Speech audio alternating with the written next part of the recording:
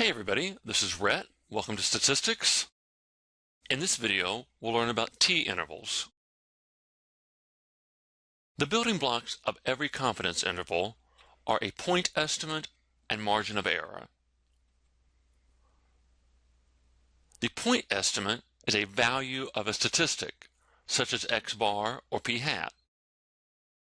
Margin of error, E, is the product of standard error and a multiple of the standard error determined by the confidence level. This multiple is also called a critical value. The critical value could be a z-score from the standard normal distribution, a t-score from the student's t-distribution, or a value from some other distribution, such as the f-distribution or chi-squared distribution. When is it appropriate to select a critical value from the t-distribution? We construct a t-interval for the population mean mu when the population is normally distributed or when the sample size is large, greater than or equal to 30. Notice that there is no requirement for sigma, the population standard deviation. If either of these conditions is met and we know sigma, then we'll construct a z-interval. A t-interval is also appropriate in many cases of two-sample inference, such as inference about the difference of means or two independent means. Let's take a minute to discuss the student t-distribution. The t-distribution is centered at 0. That is, the mean of t is 0, just as with z, the standard normal distribution. The t-distribution is symmetric about its mean, also just like the standard normal distribution. The shape of the student's t-distribution depends on a parameter called degrees of freedom. There is a different t-curve for every different degrees of freedom. As degrees of freedom increases, the t-curve approaches the standard normal curve. For smaller degrees of freedom, the t-curve is flatter. There is less area under the center of the curve and more area under the tails of the curve. How do we find critical values from the student's t-distribution? Choose a level of confidence, C. The level of significance, alpha, is the complement of C. Divide alpha by 2. Calculate the degrees of freedom.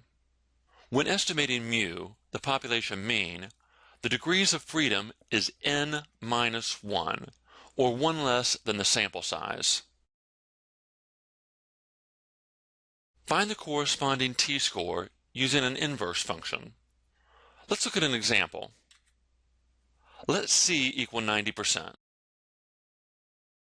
Then alpha is 1 minus C, or 10%.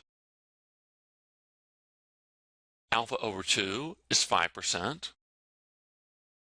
If our sample size is 20, then the degrees of freedom is 1 less, 19.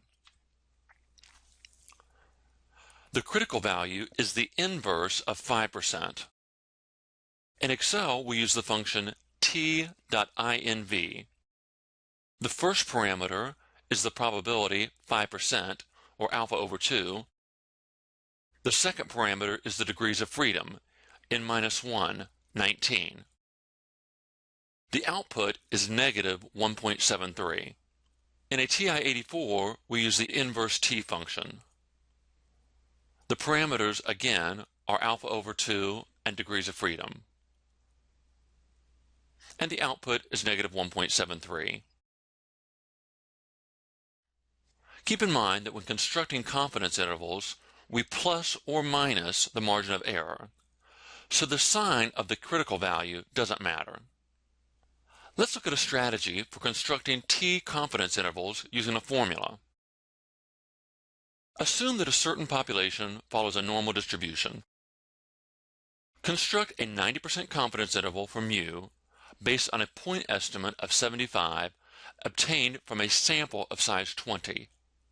The sample standard deviation S is 15. It's appropriate to construct a t confidence interval since the population is normal and sigma is unknown. We'll use the formula x bar plus or minus e, where e is the product of a critical value of t and s over the square root of n. On the previous slide, we found that the critical value, t of alpha over 2, is 1.73. The sample standard deviation s is 15, and the sample size is 20. The margin of error is approximately 5.8. For a z interval, the margin of error would be 5.5. Therefore, the interval is 75 plus or minus 5.8. In other words, 69.2 to 80.8. Thus, we are 90% confident that the population mean is between 69.2 and 80.8. The t interval is wider than the z interval. We can eliminate a few of these steps using technology, for instance Excel or TI-84. Let's look at Excel first. The formula for constructing t intervals in Excel is confidence.t. The parameters are alpha, s, and n. To construct a 90% confidence interval for mu, based on a point estimate of 75 obtained from a sample of size 20 with sample standard deviation 15, we use confidence.t, 0.1, 15, and 20. The output is the margin of error, 5.8. To construct the interval, we'll plus or minus this from the point estimate of 75. Using a TI-84, we need to access the Stat menu, select Test. Option 8 is t-interval. If you have raw data in a list, select Data. If you have summary statistics, select Stats. If you select Stats, you'll be prompted to enter x bar, s sub x, n, and confidence level. Select Calculate. The output is the interval 69.2 to 80.8. How do we interpret t-intervals? We are a certain percent confident that the population parameter is between a lower bound and an upper bound. For example, we are 90% confident that the population mean number of jelly beans in a 14.5 ounce jar is between 319 and 331. In this video, we discussed when to use a t-interval, how to find critical values from the student's t-distribution, how to construct t-intervals using technology, Excel and TI-84, and how to interpret t-intervals. Thank you for watching. Have a great day. Until next time, stay real and be rational.